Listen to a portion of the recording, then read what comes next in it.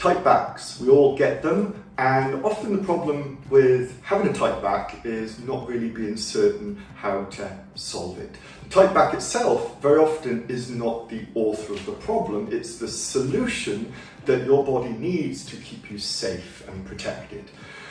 In clinic, what we tend to look at and focus a lot of our time on is how the body is moving generally in gait.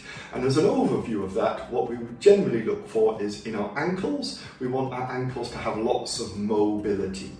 In our knee, the knee needs to be stable because it transmits the power from the hips down into the foot. The hip being a ball and socket joint, we want lots of beautiful mobility, in particular internal rotation, which we achieve the most internal rotation, which we're striding out with that nice long gait. Now, if we get all of those things and we're moving correctly, generally that means that we're taking the pressure off the back.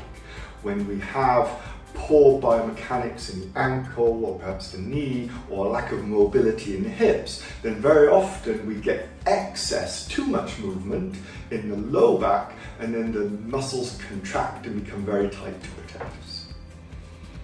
When we get this excess movement in the low back, we tend to get tight muscles. And so many people come in complaining of a tight, stiff back, but actually their back needs to be stiffer. Just like if I had a tent in windy weather and the tent is blowing all over the place, we're going to put tension on the guy ropes to try and stabilize the tent, in which case is similar to the spine. So what happens when you have a spine that's moving too much is our muscles tighten up to try and create stability. If we then just keep loosening off the muscles, we don't get to the solution of the problem. So what you can do is try and mobilize your hips and your ankles and see if that has any effect on helping to stabilize your back.